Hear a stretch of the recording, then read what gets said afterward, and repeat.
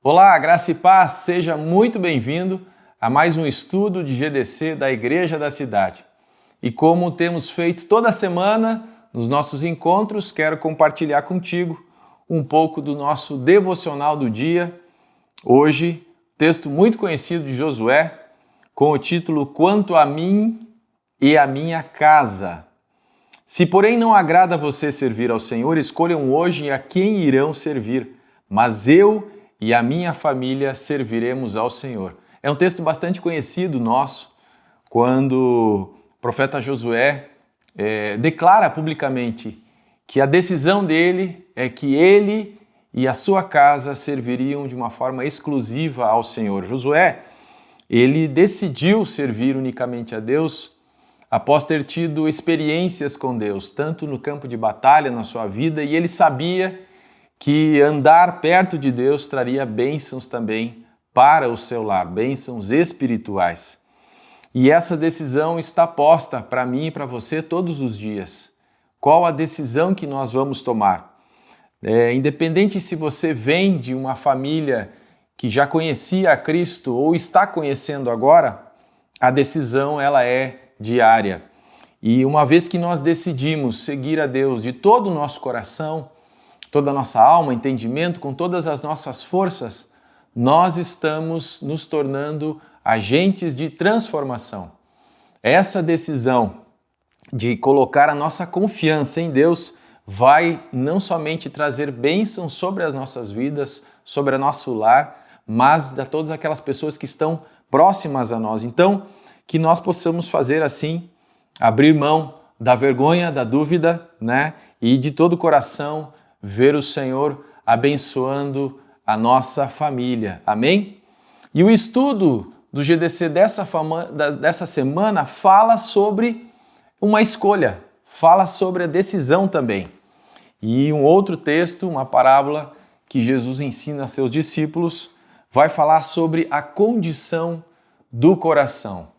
Nós vamos relembrar a parábola do semeador e nós vamos estudar sobre esses corações, falando sobre 3 pontos muito importantes: sobre o arrependimento dos nossos pecados, sobre examinarmos os nossos caminhos e sobre termos um coração generoso. Vamos lá então? O texto de Lucas 8,15, ele vai dizer o seguinte: mas as que caíram em boa terra são os que com o coração bom e generoso ouvem a palavra, a retêm e dão fruto com perseverança. Esse é o final dessa parábola, do texto que Jesus está compartilhando com os discípulos, a parábola do semeador, e ele vai lembrar, olha, a semente é a palavra de Deus e o solo aqui vai representar os corações. E para a gente relembrar, então, primeiro a parábola vai nos citar sobre o solo endurecido, o coração endurecido. Que coração é esse? É um coração que teve muitas experiências ruins ao longo da sua jornada. A palavra de Deus não consegue penetrar nesse coração. O segundo solo, então, é o pedregoso, que as suas raízes elas são superficiais, elas não se aprofundam. E nesse tipo de coração, o pedregoso, então, essa falta de profundidade não vai gerar uma transformação genuína nesse coração, não vai ser suficiente para sustentar, para superar os tempos ruins.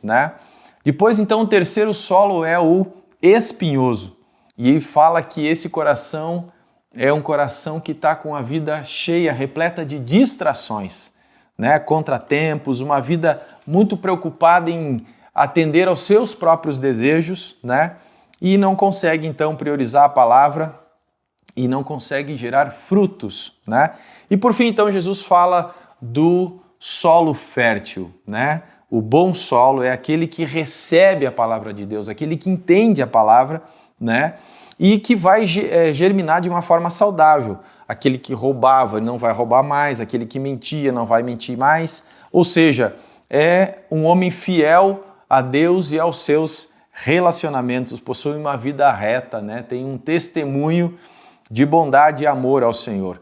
E nós estamos vendo aqui então que a receptividade ela é fundamental para ouvirmos, para entendermos o Evangelho, né, que Cristo nos propõe e termos uma vida completamente transformada. A exemplo da frase que os autores do devocional que nós temos usado, Experiências com Deus, Henry e Richard Blackaby, eles citam o seguinte: cuide para não devotar toda a sua energia a preocupações terrenas em vez de buscar o seu relacionamento com Deus. E essa parábola está nos ensinando isso, o relacionamento com Deus. E hoje nós vamos pensar um pouquinho sobre como então promover um coração aberto para receber a palavra de Deus. O primeiro ponto então para pensarmos sobre cultivando um coração receptível e fértil a Deus, nós precisamos nos arrepender dos nossos pecados. Marcos 1,15 diz: o tempo é chegado, o reino de Deus está próximo, arrependam-se e creiam nas boas novas.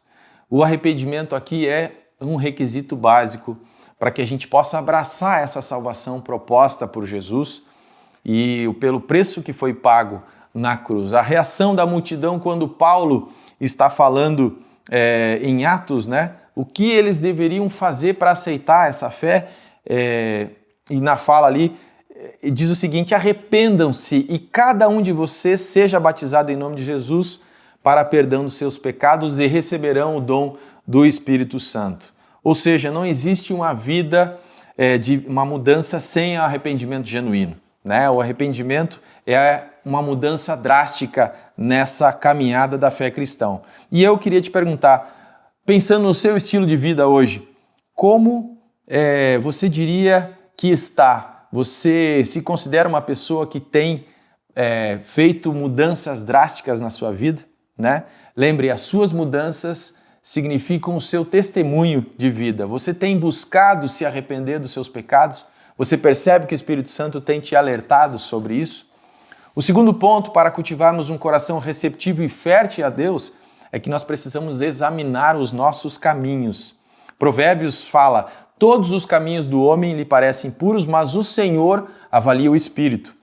Nós nunca tivemos um volume tão grande de informações como hoje, né, com inteligência artificial e tudo mais.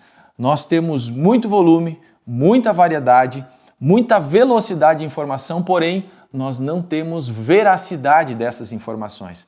E muitas vezes a nossa bússola ela está buscando pela moral, né, dos nossos comportamentos, mas a nossa bússola deve ser regida pelo Senhor, por aquilo que vem do alto. A nossa oração, a nossa orientação, então, é para que nós nos apoiemos na verdade de Deus, né, e não na nossa própria bússola. E aí a pergunta é: você tem consultado a Deus todos os dias para avaliar suas atitudes, para provar os seus caminhos, para examinar suas intenções do coração? E por fim, o nosso terceiro ponto, para que cultivemos um coração receptível e fértil a Deus, nós precisamos semear generosamente.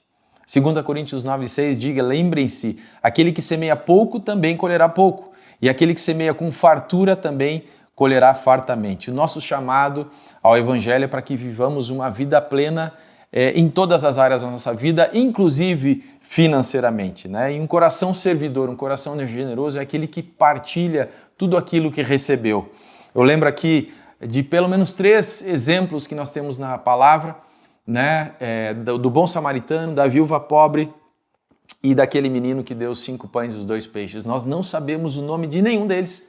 A história não registrou o nome, mas a história registrou o exemplo, né, o testemunho deles, e isso foi importante o suficiente para que ficássemos com esse exemplo. A generosidade na vida de um cristão não tem a ver com o momento de vida ou a estação que está vivendo, e sim com um estilo de vida generoso que vai além daquilo que eu e você podemos ver, não é mesmo? E aí a pergunta de checagem para você: como tem sido a sua semeadura no reino de Deus? Será que as pessoas têm nos reconhecido como alguém generoso no reino? Paulo vai falar em Filipenses 2, de 2 a 5, esse texto é muito lindo, ele diz o seguinte: completem a minha alegria, tendo o mesmo modo de pensar, o mesmo amor, um só espírito, uma só atitude. Nada façam por ambição egoísta ou por vaidade, mas humildemente, considerem os outros superiores a si mesmos. Cada um cuide não somente dos seus interesses, mas também dos interesses dos outros. Seja a atitude de vocês a mesma de Cristo Jesus. O apóstolo está nos lembrando aqui que nós fomos feitos para viver em família, em unidade. Quando somos um, é que nós comunicamos Cristo ao mundo. O resumo da mensagem de hoje, do nosso estudo, é que nós possamos cuidar do nosso coração, avaliar as motivações diariamente, pedir perdão pelos nossos erros e pedir que o Espírito Santo avalie as intenções, as motivações do nosso coração, tendo um estilo de vida generoso, cumprindo o nosso chamado e sendo sensível à voz do Espírito Santo. Amém? Eu quero indicar aqui a leitura de um livro, chama Crescimento Radical, do Havila Cunnington. Fica essa dica para você. E uma pergunta: aos que ainda não realizaram a festa do amigo, como está a movimentação para o convite dessas pessoas que você vai ter na sua festa? E se você já realizou a festa, como está o contato, como ficou? Não deixa tão distante isso, continue mantendo esse relacionamento para dar o testemunho de vida a esses seus amigos, e trazê-los para o convívio da família. Deus te abençoe. Nós temos aí na tela o QR Code para você que ainda não faz parte de um GDC, para você se integrar à nossa família. Deus te abençoe. Uma ótima semana.